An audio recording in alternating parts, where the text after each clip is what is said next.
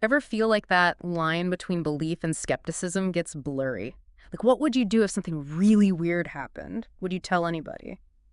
It's interesting because, Okay. we aren't just talking about some fuzzy photograph or a single person saying something happened. Yeah. We're talking about multiple people on a farmhouse in 1955 Kentucky Yeah. who claimed that these small goblin-like creatures harassed them for hours.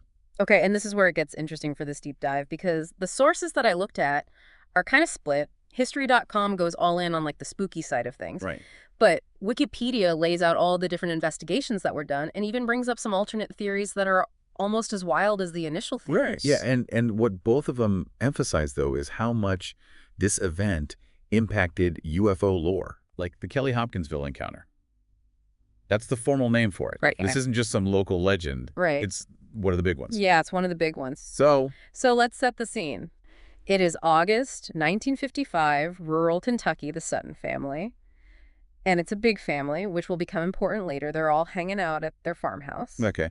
when things go sideways. Very sideways. And it's really important, I think, for your listeners to understand the context here. Yeah. Because in 1955, calling the cops on something that is this strange Oh, yeah. was not like making a post online about it. Very different time. You were risking your entire reputation in your community by doing something like that. Absolutely. And the History.com article really emphasizes how afraid the Suttons were. Yeah. They were terrified enough to risk being ridiculed in their community to get help. They weren't even just seeing like lights in the sky or something. Right. They're talking about creatures on their porch, scratching sounds, a hand reaching in through a window. Yeah. It's like straight out of a horror movie. Yeah. It sounds like something that would be fun to watch. Yeah. But you wouldn't want to experience. No. And this is where all of those vivid details can really cut both ways. Okay. The History.com article talks about the creatures having glowing eyes, claw-like hands, this silvery, almost metallic sheen to their skin. Right. And a skeptic would say, well, that just sounds like an overactive imagination fueled by, what was going on in the world at the time. Right. Anxieties are high. Exactly. Yeah. But then you can look at it the opposite way, and you could say, well, that level of detail, maybe that means that they were really trying to make sense of something that they had never seen before. That's true. They were trying to grapple with something that was beyond their understanding. Yeah, and something that I think is important to note is that neither of these sources go into like whether or not this family had a history of making stuff up or anything like that. And I think that's very important for the listener to consider. Right? Because what if they were just trying to make sense of something that was genuinely unexplainable? Right. And this is just their way of trying to put it into words. Yeah, trying to describe something that they had never seen before and couldn't really understand. Right, and that's where it gets really interesting. Okay, so we've got these glowing eyes. We've got this weird metallic skin. What was the detail for you from the History.com article that really jumped out? I think for me it's the silver material. Okay. You don't usually hear about that. Right. Like the stereotypical alien is, little and green. Right. It sounds like they were trying to describe something that was truly alien. Yeah. Something that they just didn't have any frame of reference for. Yeah. It's both really specific and also just strange. Right. Makes you think. Yeah, it really sticks with you. And it gets even weirder when you start thinking about the investigation or the lack thereof. Right. Both sources kind of mention it, but it's almost like the more that they investigated it, the less they actually found. Right. There's no spaceship parts. There's no alien footprints or anything like that. And this is where the people listening who love a good mystery get to really start using their brains. Put it all together. Because the fact that there is no physical evidence is like a giant gift to anybody who doesn't believe this story. Oh, yeah. They love to latch on to that. Exactly. Yeah. And Wikipedia really talks a lot about this side of the story. Okay. And that's where we get the owl theory. Okay. So I will fully admit, when I first heard about the owl theory, I was like, come on, owls. Really?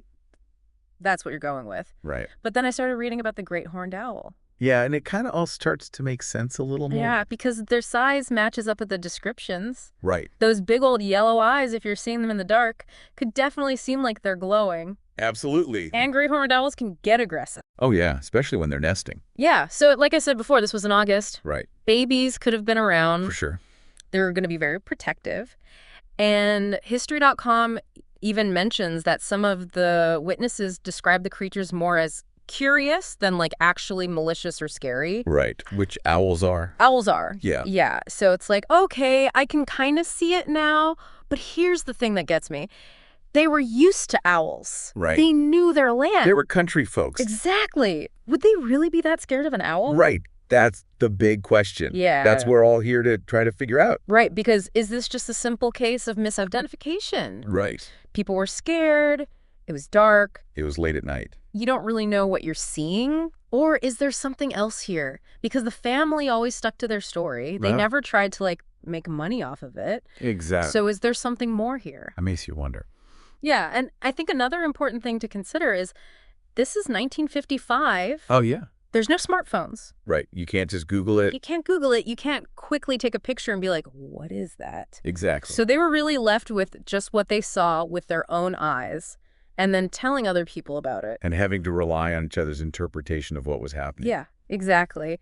And that's where it gets really interesting because Wikipedia actually mentions that there was a meteor shower that night. Oh, wow. Yeah. So is that part of it? Did they see some owls get spooked by a meteor and then Right. that's when things got really crazy? And then it's like a game of telephone. Exactly. Where the story gets a little bit more elaborate every time it's told. Exactly. But it's real life. Right. This isn't just a funny story. Right. Exactly. Yeah.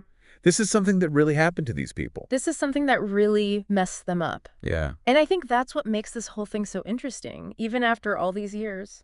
Makes you think about how we understand the world around us. Right. Like how much of what we think we know is based on what we can actually prove. Exactly. We want answers. We want a neat little box to put everything in. Yes. And sometimes the universe just doesn't work that way. It really doesn't. And I think that's something that's interesting for everyone listening, too. Absolutely. Because it makes you examine what you believe about the world. If you were there on that farmhouse that night, Right. with nothing but like what we read in that history.com article Right.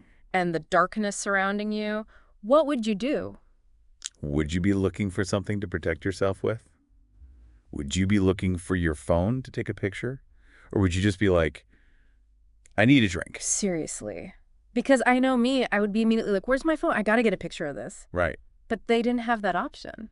They just had each other and what they saw with their own eyes. It's true. And, you know, both articles talk about that. Yeah. The lack of what we would consider evidence today Right. might actually be what makes it more believable back then.